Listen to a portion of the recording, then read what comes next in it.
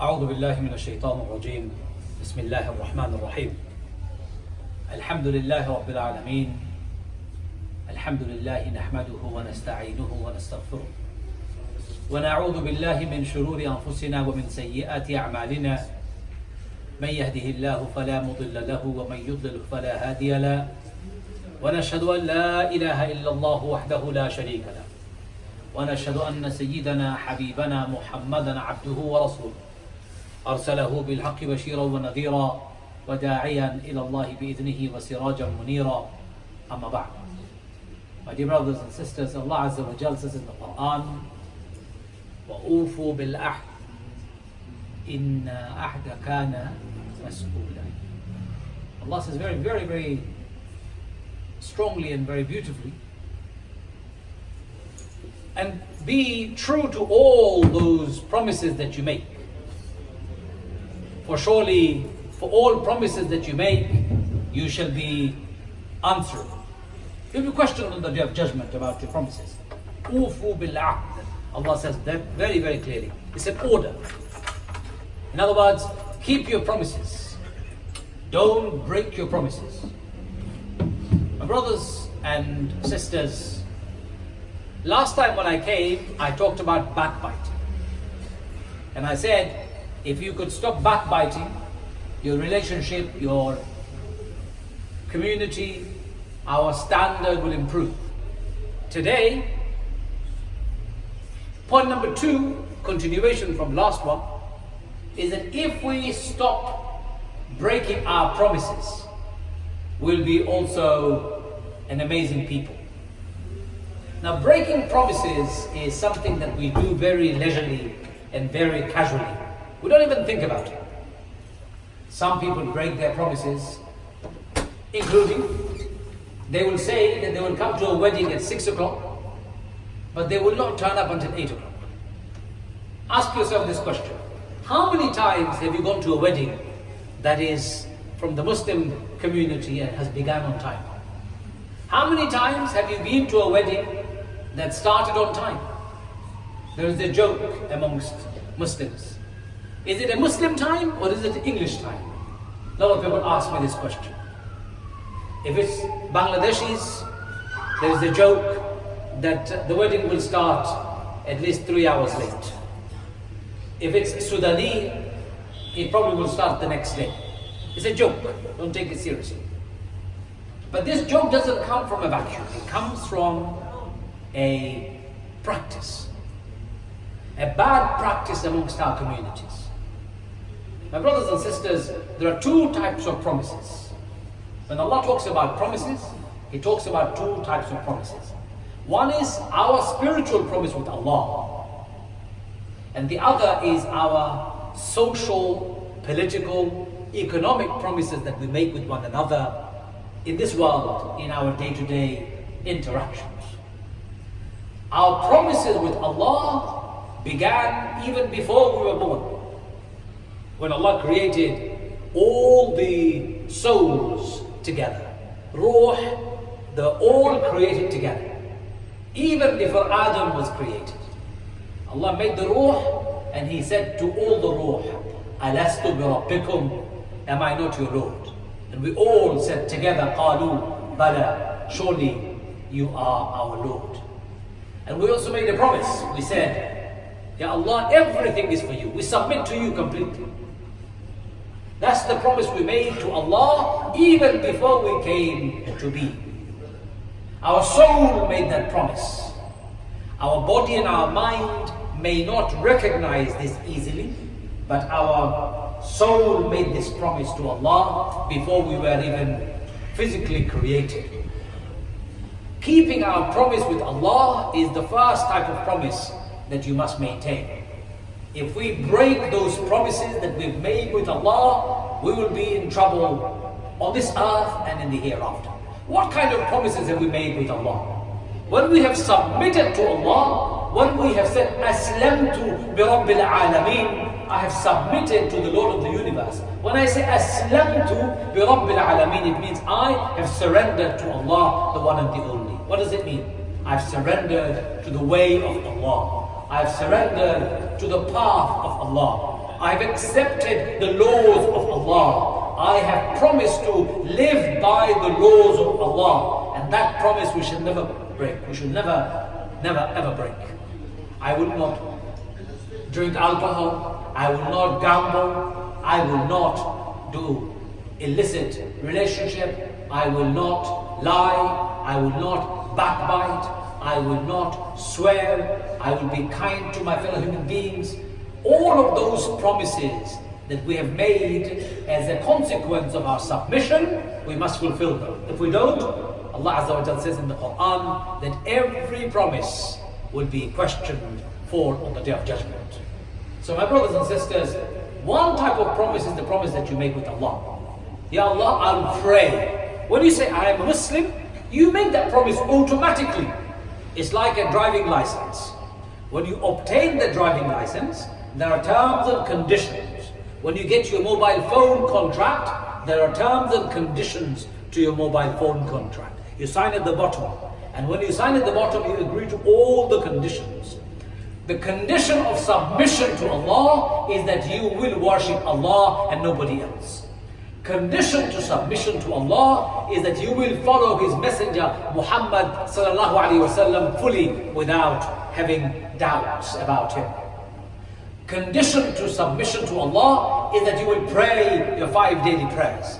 Condition to submission to Allah is that you will fast in the month of Ramadan. You will pay your zakat. You will go to Hajj once in your lifetime. You will look after the poor and the needy. You will look after your parents. You will be good to your family, your children, your wife, your husband. You will be good to your neighbors.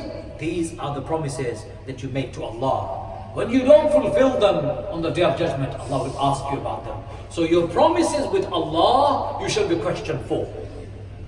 If Allah forgives you on the Day of Judgment for the promises that you had made and failed, that's between Allah and you. Remember this. That's between Allah and you. Allah may forgive you. You may ask Allah to forgive you. Allah may not forgive you. It's up to Allah and your relationship with Him. There is the second type of promise that I want to emphasize on today. And that is the promise between yourselves. If you receive an invitation from somebody, and that somebody says, please come to my wedding at 6 o'clock, and you've accepted the invitation, please remember it very carefully. If you have accepted the invitation, you have accepted the terms and conditions of that wedding, and that is you will arrive there at 6 o'clock, not 6:30, not at 7, not at 9 o'clock, not whimsically anytime you want. No, you accepted an invitation. You have made a promise. I will arrive at your wedding on time. If you don't arrive at the wedding on time, you will be questioned on the Day of Judgment for being late. You will be questioned on the Day of Judgment for being late. I tell you, my brothers and sisters, there is a personal pain I have. As an Imam, I get invited to conduct the nikah of many of our communities. I've been to weddings when I am the first one to arrive. They told me to be there for 2 o'clock, I'm there at 2 o'clock. No bride, no groom, no family. Nobody is there, the hall is empty. And I've waited at weddings for 4 hours. The bride and the groom and the families were late. Why are they late? Brother, it's fashionably late. It's a wedding, what's the problem? You've wasted my 4 hours. You broke your promise. I broke my promise with many other people after you. Because I planned my day according to your time. You said 2 o'clock, Imam, I was there at 2 o'clock. Why didn't you keep your promise? I'm fashionably late. It is not fashionably late. It is a disgraceful lateness that you're following. It's a disgrace that you are late, not fashionably late. Don't elevate breaking your promises to something glorifying. You cannot glorify something that is wrong. Timekeeping is one promise we don't keep in our community very badly. Promises on paying your loan back. You borrow money from somebody and you tell them, I'll pay you back within 6 months, and you don't pay them back. You cause them misery because they may have calculated the money to come back to them within 6 months and them to do other things. Maybe somebody in their family needs to get married. They have scheduled the marriage accordingly. Maybe they want to go to Hajj or Umrah. They've scheduled the Hajj and Umrah on the basis that you will return the money that you've borrowed. Maybe they want to buy a house. Maybe they want to pay the fees of their schools their kids go to, or the university fees, or something else. You couldn't be bothered. you didn't turn up to give the money on time. In fact, you don't even answer the phone of the person who you borrowed money from. Wallahi, on the day of judgment, you will not go to paradise if you have broken promises like this and if you have not paid your debt on time. You will not go to paradise. You can be praying 5 times a day. You could have done hundreds of Hajj. But if you have not paid your debt, and if you have broken your promises, you're not going to go to paradise. Allah's Prophet Muhammad sallallahu alaihi wasallam has said this in a very clear statement. Do not break your promises. Timekeeping is one, I said. Number 2, debt. The promise that you make to somebody that you will pay them back on time. I heard from one of my relatives who got married recently, and he called me up and he said, can you please help? My wife is very upset with me. I've only been married for 3 months and already she's having an argument with me. I don't know what to do. I said to him, okay son, let's sit down and talk about it. So he came to see me, we sat down. I said to him, how many days have you been married? He said, I've been married for 3 months. I said, okay, let's look at your diary. In the last 3 months, how many times have you promised your wife that you'll be home at 6 o'clock, at 7 o'clock? He said, probably all the time. I said, let's not worry about the 3 months. Let's worry about 1 month. Take 1 month of your life.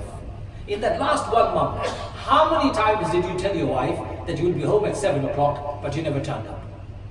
He said, almost every day. I told her I'll be at 7. I came home at 9, at 10, at 8 o'clock.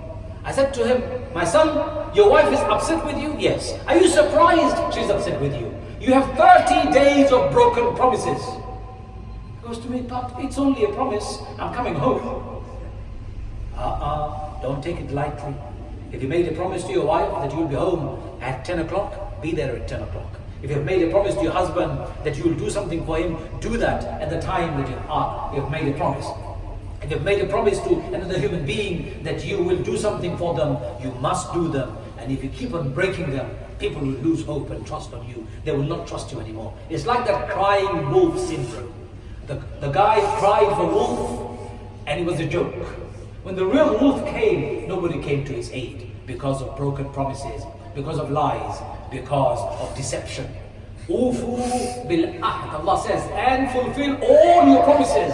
Inna al-ahda kana mas'oola. For all the promises, for them you shall be questioned on the day of judgment. You shall be questioned on the day of judgment. You will be questioned on the day of judgment. So promises of all nature.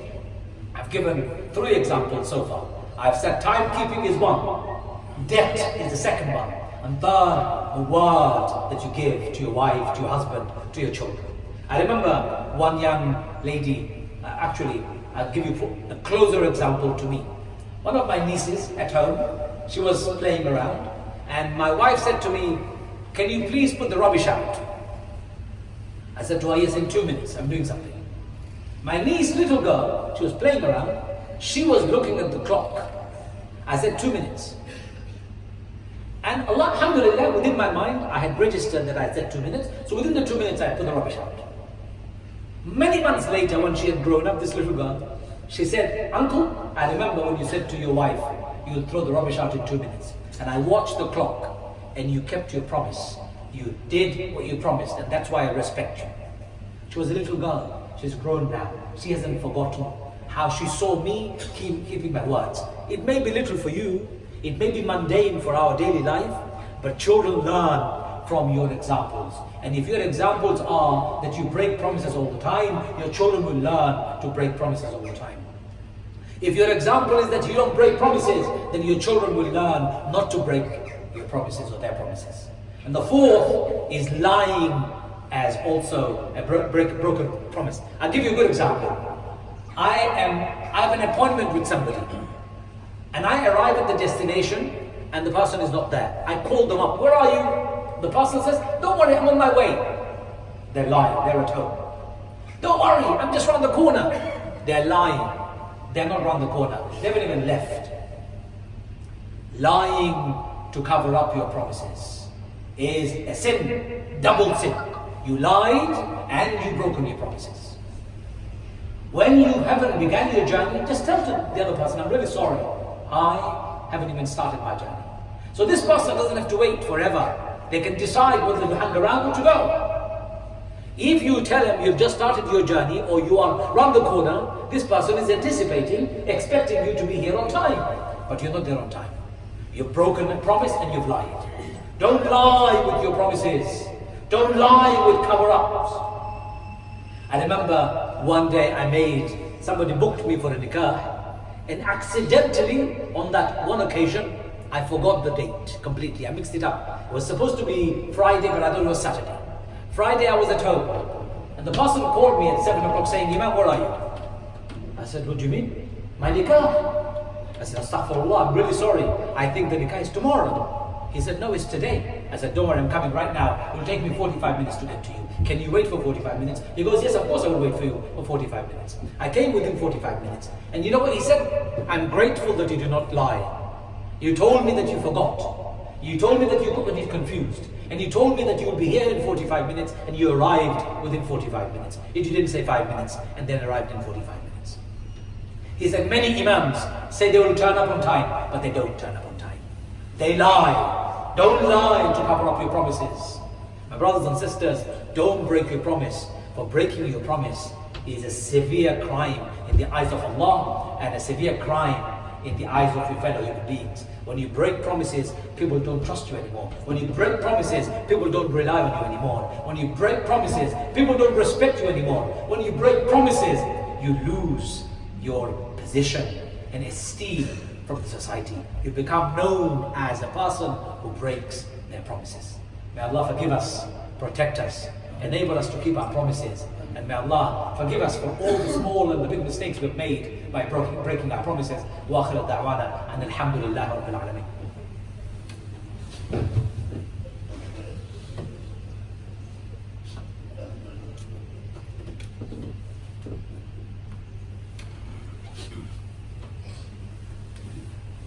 أعوذ بالله من الشيطان الرجيم بسم الله الرحمن الرحيم الحمد لله رب العالمين والعاقبة للمتقين والصلاة والسلام على محمد وعلى آله وصحبه وسلم. My dear brothers and sisters, I'm talking about keeping promises. I'm talking about keeping promises. Did our beloved Prophet Muhammad sallallahu alaihi wasallam ever break his promise? No, he never did. There's a verse of the Quran in Surah Al-Kahf where Allah reminds us where Prophet ﷺ failed to say Insha'Allah, but that's not a broken promise. Allah teaches us a lesson where he did not say Insha'Allah, and therefore he did not have the answer that he was expecting Wahi to reveal. I'll give you an example Insha'Allah with which I'll finish. When Muslims had migrated from Mecca to Medina, they were facing at some stage a crisis, financial crisis. They didn't have enough money. Prophet ﷺ said to all the companions, do you have any money to give to the treasury so we can collectively come out of this problem? Muslims had given, there's not much left. This news reached other tribes. One rabbi from the local Jewish tribes decided to come forward, and he said to Prophet Muhammad sallallahu alaihi wasallam, "Oh Muhammad, I'm going to give you some loan with a fixed term of 1 year. Within 1 year, I want this loan back." Prophet ﷺ said, "Thank you very much." He took the loan. They needed it. He took the loan for 1 year. Days passed, months passed, nearly a year passed. Prophet ﷺ was sitting with his companions, and this rabbi walks into the room where Muhammad ﷺ is with his companion. He comes to the Prophet and says, "Oh Abdul Muttalib's children, oh the son of Abdul Muttalib, where is my loan? You have not paid me. Year is over." Prophet ﷺ looked at the man. The man didn't stop. He went and grabbed Prophet ﷺ's collar, shirt collar like this, and shook him and said, "Oh Muhammad, what's the matter with you? Why aren't you paying your loan?" Prophet ﷺ stayed very calm. He did not retaliate. He did not respond in an aggressive manner. Umar ibn Khattab radiallahu anhu was around, and you can imagine Umar's reaction. He jumped to his feet and said, "How dare you insult the Prophet, you terrible man? Don't you know this is our beloved Prophet of Allah? How could you speak to him, and how could you grab his shirt?" He asked the Prophet to give him permission to knock the guy out. Prophet ﷺ said to Umar, "Calm down. Sit down. This is not how we deal with problems. Sit down and listen to me." Prophet ﷺ looked at the man, to the rabbi, and said to the rabbi, "Why are you so angry? Why are you so upset? I borrowed the money for 1 year. 1 year is not over yet. 3 more days to go." The guy goes, "I want my money right now." Prophet ﷺ said, no problem. Oh Umar, take this man to the food storage room and pay him in return with grains. In those days, the exchange was grains. So give him grains as much as we borrowed, and give him 50 extra in measure because you insulted him. Listen to this. Give the man 50 extra because you insulted him. Umar ibn Khattab radiallahu anhu begrudgingly takes the rabbi into the food storage area, gives the rabbi what is due, gives 50 extra in measure, and says to the rabbi, come on man, what's the matter with you? Why did you do this? Please explain it to me. Why did you insult my prophet when prophet did not break his promise? The rabbi said something very interesting. He said, oh Umar, when I heard that Muhammad has come to Medina, I studied my scripture. And I found many signs in my scripture about coming of a prophet being foretold. I examined them and Muhammad met them all except one. It's called forbearance. Forbearance is when somebody provokes you, you don't respond disproportionately. You don't get angry and you don't scream and shout. So I gave him a loan hoping that he would break a promise. And when he didn't break a promise, I came 3 days early just to provoke him. Oh Umar, I can testify that Muhammad meets all the criteria of a prophet coming, and I, the rabbi, would like to say, Ashhadu an la ilaha illallah wa ashhadu anna Muhammadan Rasulullah. My brothers and sisters, these are words of wisdom and inspiration, so that we learn the power of keeping our promises. When you keep your promises, your neighbors will pray for you. When you keep your promises, the society will be impressed by you. When we change our behavior and become a people who keep to time. We keep to time when it comes to prayers. You're looking at your clock already and watch already saying, Imam, we need to go to work. Yes, I'll finish inshallah. When it comes to Taraweeh, when it comes to Iftar in the month of Ramadan, when it comes to your prayers, you don't ever miss them and you don't mess around. You keep to time. Why do you break your promises with your brothers and your sisters on a regular basis? Why do you not keep to time? Why do you cover up when you break your promises when you are late? Why do you make promises with your wife or your husband and you never keep? Why do you think that's acceptable? And a slight alteration of 5 minutes to your iftar time isn't acceptable. Why? Why follow such a double standard? A believer is not somebody who follows a double standard. To finish off, Rasulullah said, the following 4 signs, if it's found in one person, that person is a complete hypocrite. That person is a complete munafiq. You know, one of them is that they make a promise and they break. One of them is that they make a promise and they break. There are 3 others. That's for another day, inshallah. Do not break your promise, my brothers and sisters. You cannot make a promise. Just say to the person, I'm sorry, I can't make that promise. Just say no is better than lying and breaking a promise.